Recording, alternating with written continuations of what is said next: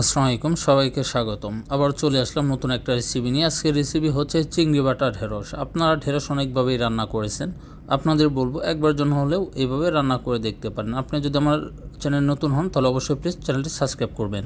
আমি এখানে ছোটো সাইজের চিংড়ি মাছ নিয়েছি। চিংড়ি মাছগুলোকে ভালো করে পরিষ্কার করে নিতে হবে, কারণ চিংড়ি মাছের ভিতরে অনেক ছোট ছোট ময়লা। এখন ঢেঁড়সগুলোকে আমি দুই পাশ থেকে কেটে নিচ্ছি। ঢেঁড়সগুলো কাটার আগে ভালো করে ধুয়ে নিতে হবে। কাটার পরে যদি ঢেঁড়সগুলো ধুয়ে ফেলেন তাহলে দেখা গেছে পানির সাথে ঢেঁড়সের জেলগুলো বের হয়ে যাবে। এইসব ছোট ছোট টিপস মনে রাখতে হবে, অনেক উপকারে দিবে। এরপর মিডিয়াম সাইজের একটা পেঁয়াজ পাতলা পাতলা স্লাইস করে কেটে নিব। এটা রান্না করা খুবই সহজ, আপনাদের অনুরোধ করব একবার জন্য হলেও বাড়িতে রান্না করে দেখতে পারেন।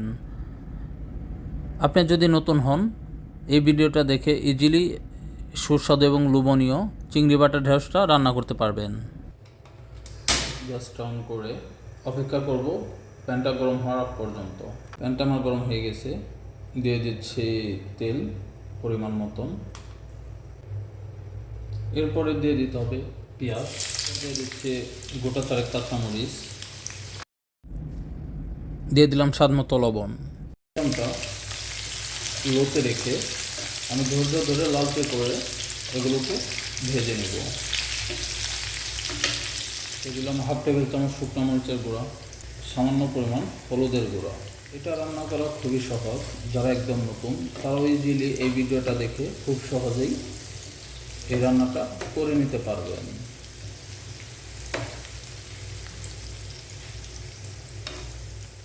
এরপর দিয়ে দিচ্ছি চিংড়ি। সবগুলো দিয়ে আমি ধৈর্য ধরে 8 থেকে 10 মিনিটের মতো এগুলোকে কষিয়ে নেব।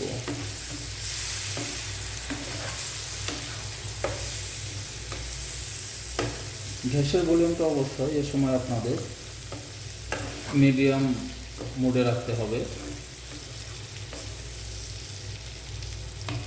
চিংড়িগুলো আমার ভাজা হয়ে গেছে, গ্যাসটা অফ করে অপেক্ষা করব ঠান্ডা হওয়ার আগ পর্যন্ত। চলুন সেই ফাঁকে ঢেঁড়সগুলোকেও ভেজে নিচ্ছি। তার জন্য নিয়ে নিলাম একটা কড়াই, অপেক্ষা করব কড়াইটা গরম হওয়ার আগ পর্যন্ত। এরপর দিয়ে দিলাম সাদা তেল সামান্য পরিমাণ। তেলটা গরম হওয়ার পরে এ পর্যায়ে আপনাদের দিয়ে দিতে হবে ঢেঁড়সগুলো। সবগুলো ঢেঁড়স দিয়ে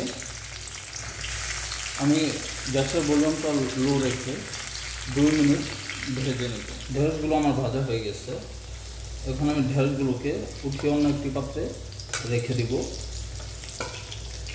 চলুন সে থাকে চিংড়ির পেস্টটা করে নিচ্ছি। আপনারা চাইলে চিংড়ির পেস্টটাও শিলেও করে নিতে পারবেন, আমি চিংড়ির পেস্টটা ব্লেন্ডারেই করে নেব। আমি একটা পেস্ট করে নেব, তার জন্য নিয়ে নিলাম মিক্সার। এরপর দিয়ে দিতে হবে সেই কষিয়ে রাখা চিংড়ি মাছ, সবগুলো দিয়ে দেব। আমি এটাকে একদম মিহি পেস্ট করব না, আধ ভাঙা করে পেস্ট করে নেব।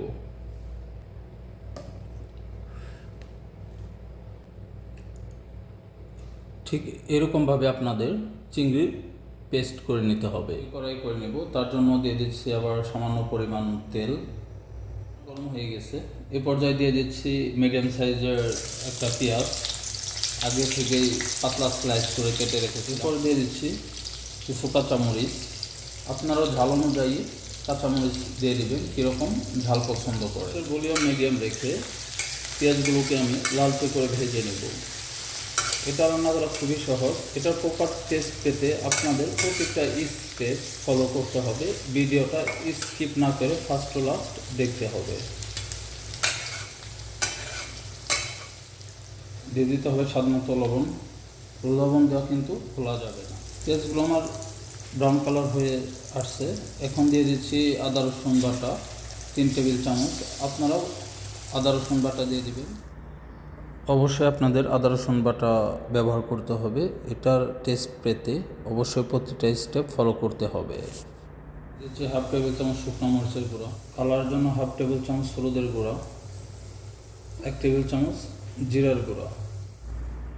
এরপর গ্যাসের ভলিউমটা একদম লো করে এগুলোকে আমি কষিয়ে নিব কাঁচা গন্ধটা চলে যাওয়ার আগ পর্যন্ত। অবশ্যই গ্যাসের ভলিউমটা লো রাখতে হবে, তা না হলে নিচে লেগে যাবে এবং কি পুড়ে যাবে।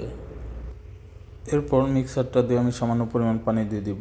পানি শুকিয়ে তেলটা উপরে চলে আসলেই দিয়ে দিতে হবে টমেটো। একটা মিডিয়াম সাইজের টমেটো আগে থেকে কেটে রেখেছিলাম। এরপরে আমি দিয়ে দিব সেই চিংড়ি বাটা। অবশ্যই গ্যাসের ভলিউম লো টু মিডিয়াম রেখে এটাকে 4 থেকে 5 মিনিট কষিয়ে নিতে হবে। এরপর দিয়ে দিতে হবে সে ভেজে রাখা ঢেঁড়স। একটা ঢাকা দিয়ে ঢেকে 10 মিনিট ঢেঁড়সগুলোকে রান্না করে নেব। দেখতে পেলেন একদমই পানি ছাড়া রান্নাটা করে নিচ্ছি। একটা ঢাকা দিয়ে ঢেকে দিচ্ছি। চলুন ঘুরে আসি 10 মিনিট পর। চলে আসলাম 10 মিনিট পর। কালারটা দেখে হয়তো আপনাদের বোঝার বাকি নেই এটা কতটা সুস্বাদু এবং লোভনীয় হতে পারে। ঢেঁড়সটা আমার সিদ্ধ হয়ে গেছে, সেই সাথে টমেটোটাও দেখতে পাচ্ছেন আপনারা। এরপর গার্নিশের জন্য দিয়ে দিচ্ছি ধনিয়া পাতা। একটা ঢাকা দিয়ে ঢেকে গ্যাসটা অফ করে আমি এটাকে রেখে দেব পরিবেশনের আগ পর্যন্ত। চলে আসলাম পরিবেশনের জন্য। কালারটা দেখে হয়তো আপনাদের বোঝার বাকি নেই এটা কতটা সুস্বাদু এবং লোভনীয় হতে পারে। ভালো থাকবেন, সুস্থ থাকবেন। আবার দেখা হবে নতুন কোনো রেসিপি নিয়ে, নতুন কোনো ভিডিও নিয়ে OSB রান্নাঘর থেকে।